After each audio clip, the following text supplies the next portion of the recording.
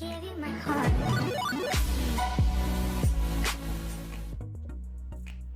Hello, it has been a while.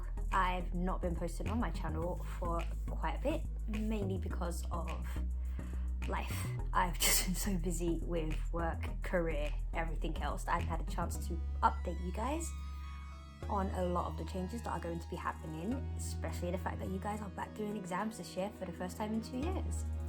So this is going to be a whole new series of videos, pretty short, pretty to the point, and they are going to be called 10-minute tips. So welcome to today's episode of 10-minute tips. Now, as you know, exam formats are going to be changing. There will be a component taken out of the literature, and for the language you will be given extra information beforehand for what is going to be coming up in the exams. So let's start with language. Language is the one that everyone is going to have to pass. So I hope you guys are focusing on that and everything's going great. But here is the information given to us by the exam board. So like I said, I teach I teach majority AQA.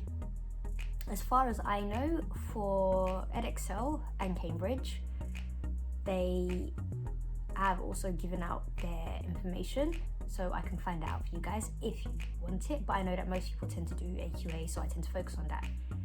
Like I said, if you need me to look up Edexcel and Cambridge, even if it's IGCSE, just let me know in the comments below and I'll do that. So, language paper 1. No changes, no information given because of the nature of the exam. The words of the website, not mine. They have not made any changes. There's not going to give out any information on that. It's going to be the same format, 5 questions. Questions 1 to 4 in section A, question 5 in section B, and the source is still going to be a 20th century fiction. You are familiar with that, you should be familiar with that, and that is the way it's going to be. Language paper 2, on the other hand, they have given us a bit of information. So as you know, there are 2 sources. One is 21st century and one is 19th century. For the 21st century, it is going to be an autobiographical piece. They haven't told us who by or where from, but it is an autobiographical piece of writing. For source B, the 19th century, it is going to be an essay. So you're going to be comparing an autobiographical piece with an essay. Sounds fun. But it seems like it's going to be something that's going to be connected, so you can do it pretty well. As for section B, question 5, they have thankfully told us that it is going to be an article. So you need to focus on article writing. Now, I'm going to go through the different types of articles because, yes, there is not one specific type of article, there are several. So we're going to be doing the different types of articles and then we're going to touch on some of the things that they're going to need specifically. So yeah, let's go and do that now.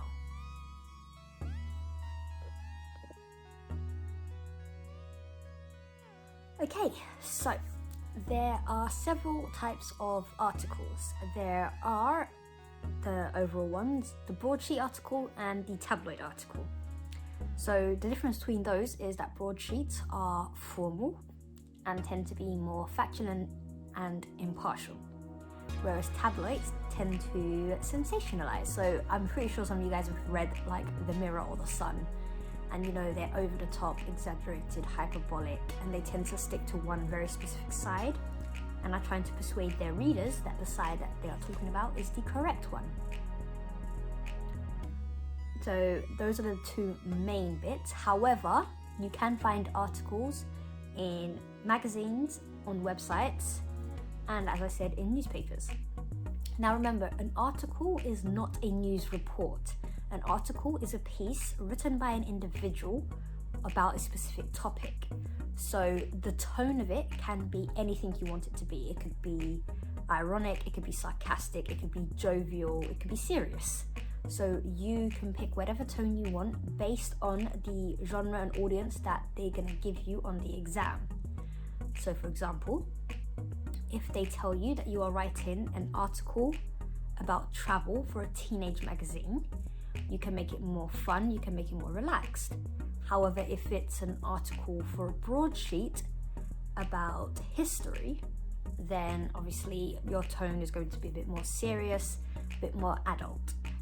So pay attention to the question and it will tell you the genre, your audience and your purpose. Although we know that the purpose this time is an article. So like I said, it can have several different topics: travel, sport, politics, history, music, celebrities, loads of different things. Anything can come up.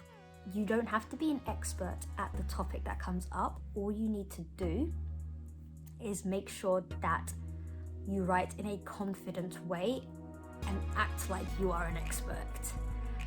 Sometimes the topic that comes up will be very similar to the sources that you've read. So after you've read the sources, you'll be able to do the question. So read the sources, pay attention. You can use some of the information from the sources. Do not copy and don't try to do exactly the way they did it, but it can be used as inspiration. I know it's a fine line between using for inspiration and copying, but I am sure you know how to do that. My voice. I apologize, guys. So, the basic structure of an article for a newspaper, magazine, or website is usually 3 parts. You have the opening, where you introduce the topic. The middle, which is a series of paragraphs that go into more detail about the specific topic. And then the end, which is a concluding paragraph, most of the time with your personal opinion. So say the topic is about celebrities and how much money they get. Then what you do is you introduce what the idea of celebrity is, so how you can become a celebrity, how they make their money. You go into more detail in the paragraphs by talking about sponsorships, advertising, brand deals, and having their own products and merchandise. That's something you could do. And then in the conclusion, you say your opinion, whether you think they deserve that, they don't deserve it, a mixture of both, or any ideas you have on the industry or whatever. And that is how you would organize it. It is recommended that you have a title, but do not stress the title. I always tell my students to do the title at the end. So once you've done your actual body, you've got your article, think of a nice witty title at the top. Otherwise, if you spend too long on the title, you won't have enough time to actually plan and write. And yes, I said plan. Plan, people. I need you to plan. It's in the instructions. When you read the instructions are there for a reason. Please plan. You can tell I'm traumatized by the lack of planning of some of my students. Plan. Otherwise, you'll get stuck. That's the whole reason it's there. Okay. So, language used is going to depend on the genre and the audience. Young people, you can tend to use more colloquial language and informal, avoid slang. I know it's hard to know the difference between colloquial and slang. There is a whole video that I'm going to be posting on that as well, so don't worry. But yes, you can keep it casual with the younger audience if they've told you it's a teenage audience. If it's an older audience, then try not to be too friendly, and you can still use contractions and shortened forms of words, but be a bit more formal. So yeah, those are the main points for an article. Like I said, this is 10-minute tips. I am going to try and not go over that. There may be some that go a little bit over because of the introduction and the outro and all of that. But yes, so that is the first episode of 10-minute tips. If you guys have any requests, please leave a comment below, or you can message me. All my social medias will be linked and shown on the screen as well as in the comment box. And if you feel like you would like to support me, I will be adding my PayPal link. Mainly because this channel doesn't actually make me anything, and everything takes effort. I'm realistic and honest. So remember guys, share, like and subscribe as usual, and I'll be doing a whole bunch of videos leading up to the exams, as well as all of my other videos are still up. They are there for you to use. Feel free to use them. I hope they do come in handy. And again, any requests, just let me know, and I will see you next time. Bye. Peter Pan, that's what they call me. Promise that you'll never be lonely.